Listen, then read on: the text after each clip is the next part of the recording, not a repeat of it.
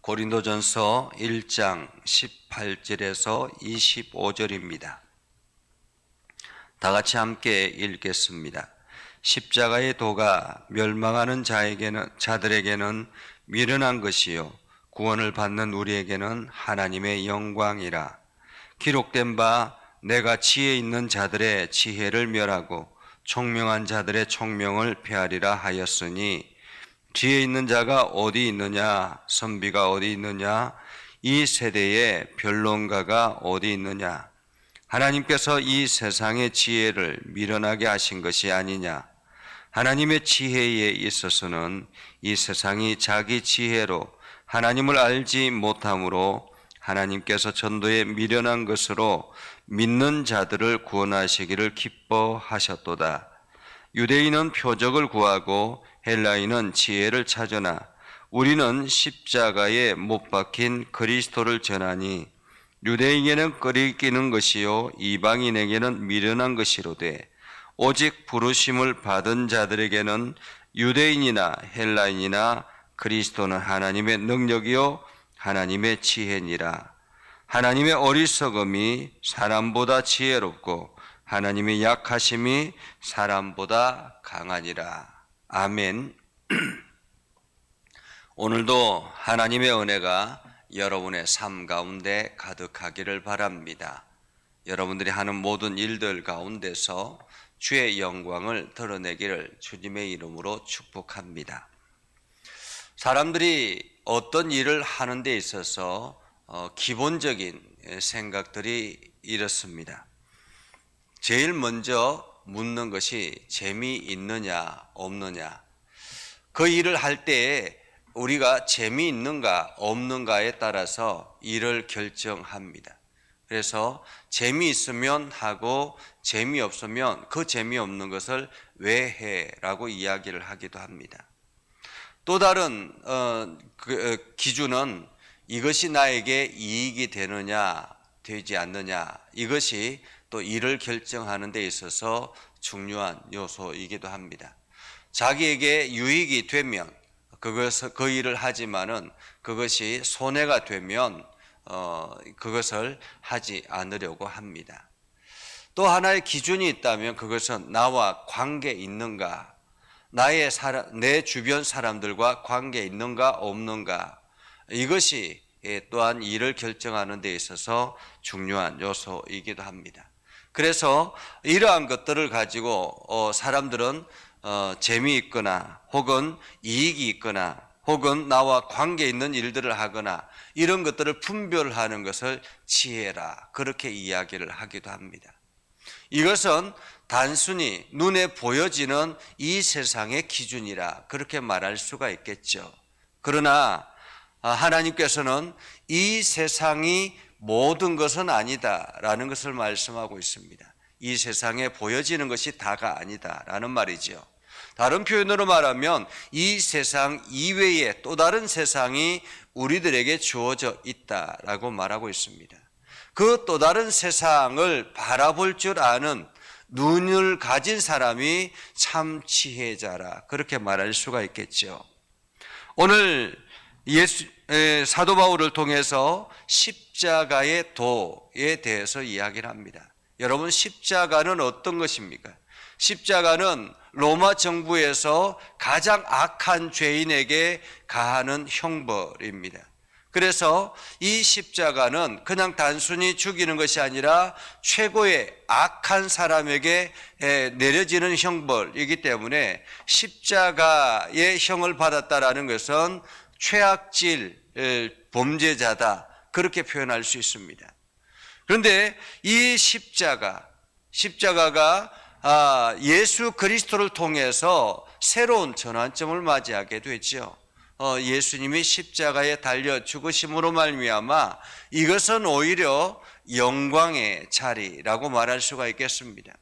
고난과 핍박과 환난의 자리에서 이 십자가를 통해서 새로운 기회를 얻는 그러한 자리라고 말할 수 있습니다.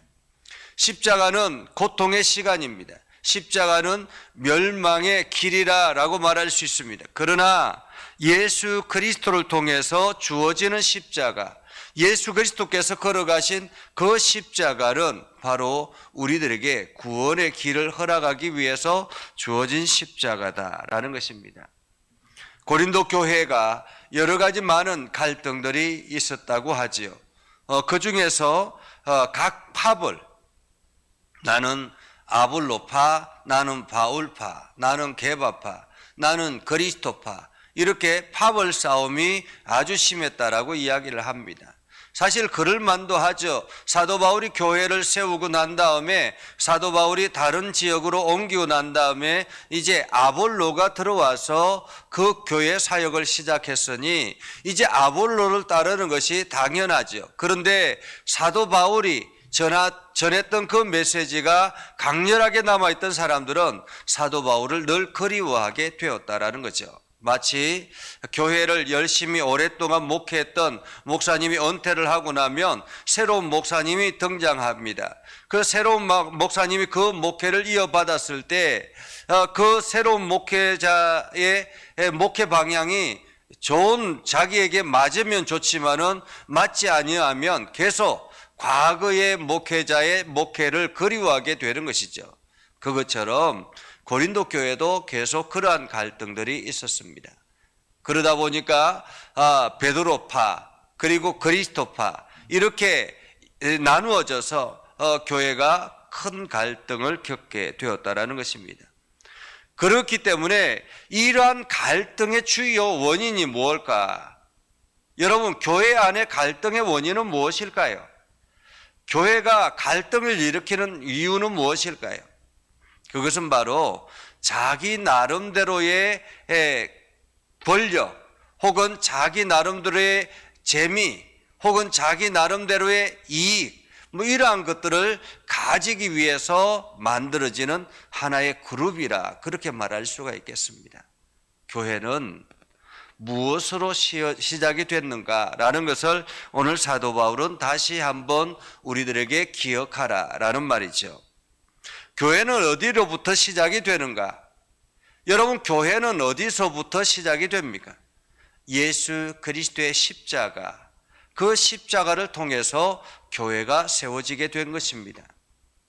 베드로가 믿음의 고백을 하고 그 고백 위에, 그 반석 위에 교회를 세우겠다라고 하지만은 그 믿음의 고백은 예수 그리스도의 십자가로 완성이 되는 것입니다. 예수님께서 우리를 위해서 십자가에 달려 죽으시고 그 피를 흘려서 우리에게 그 은혜로 구원의 길을 열어주신 것입니다. 그 십자가가 없으면 구원도 없고 그 십자가 없으면 교회도 없는 것입니다. 그렇기 때문에 이 십자가는 세상 사람들이 보기에는 별 볼 일 없는, 어쩌면은 멸망의 길이요 또한 멸시의 장소라 그렇게 말할 수 있습니다. 세상 사람들이 보기에는 그래서 미련하다라고 이야기를 하죠. 여러분, 교회 가는 것, 사람들은 그렇게 이야기합니다. 야, 교회 무슨 재미로 다니냐라고 이야기하잖아요. 그렇죠? 교회 무슨 재미로 다니냐. 사실 교회 다니면 재미있기도 해요. 그죠? 교회 다니면 같은 사람들끼리 대화도 나누고 또 여러 가지 이야기들도 하고 하면서 즐겁기도 합니다.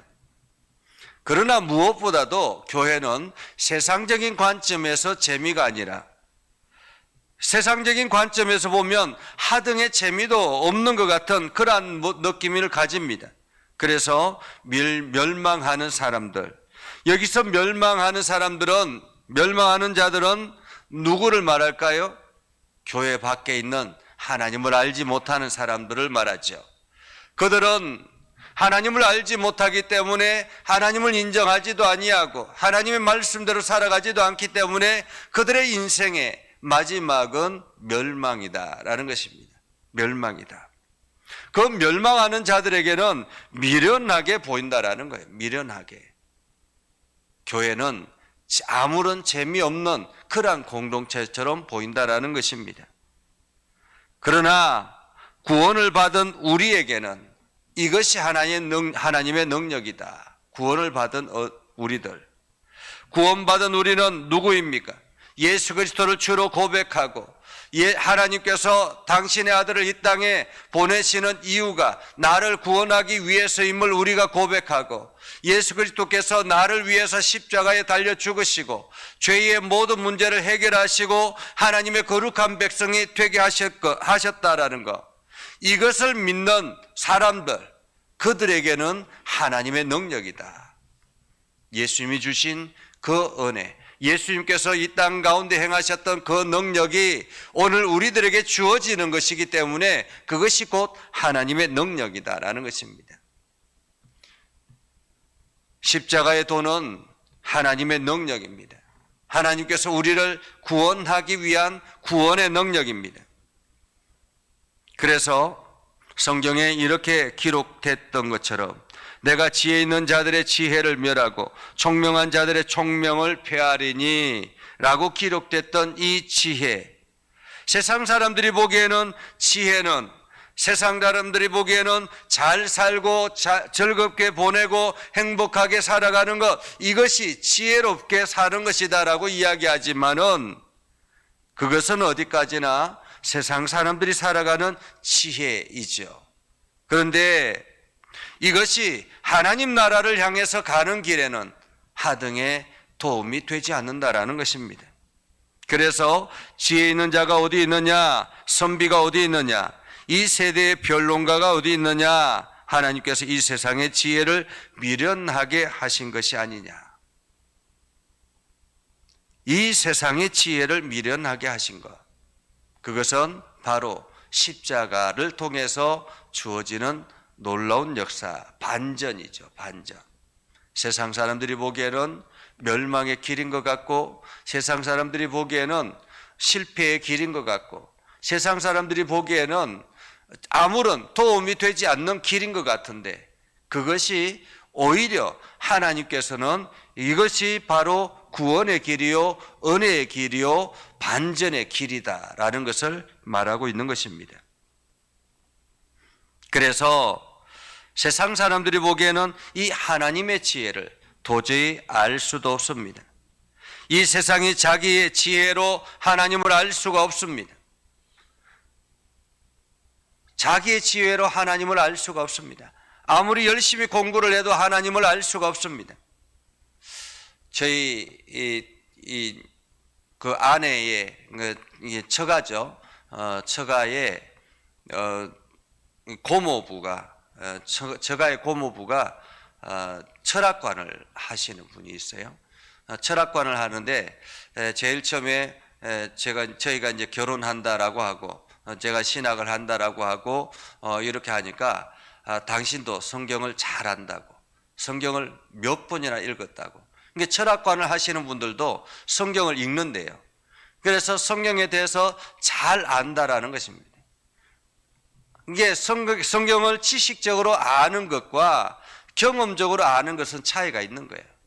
어쩌면은 우리 성도들은 그 사람들보다 성경을 더 잘 모를 수도 있어요. 그렇죠? 잘 모를 수도 있습니다. 그런데 이 성경 속에 있는 하나님을 발견하는 것과 그냥 단순히 성경을 아는 것과는 차이가 있는 것입니다. 오늘 하나님께서 우리들에게 말합니다. 하나님의 지혜에 있어서는 이 세상이 자기 지혜로 하나님을 알지 못한다. 아무리 공부해서 하나님을 아는 것이 아니라는 것입니다. 하나님이 직접 우리들에게 찾아오셔서 말씀하시는데 그 말씀은 어떻게 주어지느냐? 바로 전도의 미련함으로 주어진다라는 것입니다. 사실 전도한다라는 건 참 미련한 거예요. 그렇죠?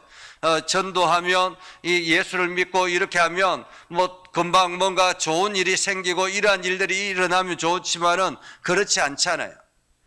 열심히 전도를 하지만은 여전히 삶은 어려워지고 생활 가운데서는 세상 사람들이 보기에는 그냥 그저 그렇게 살아가는 경우들도 있습니다.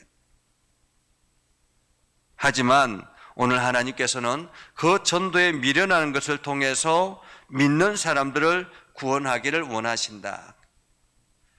전도에 미련한 것으로 믿는 자들을 구원하시기를 기뻐하셨도다 라고 말하고 있습니다. 기뻐하셨다.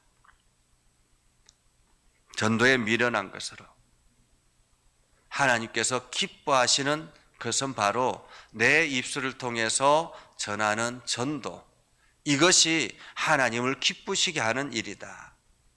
세상 사람들이 보기에는 참 미련하다라고 생각합니다. 사실 길거리에 다니면서 예수 믿으세요라고 이야기하는 것, 집집마다 예전에는 찾아다니면서 예수 믿으세요라고 이야기하는 것, 세상 사람들이 보기에는 참 미련한 것처럼 보이고 저것이 무슨 이익이 되는가라고 생각되지만은, 그러나 이것이 하나님을 기쁘시게 하는 일이다라는 것을 우리들에게 말하고 있죠.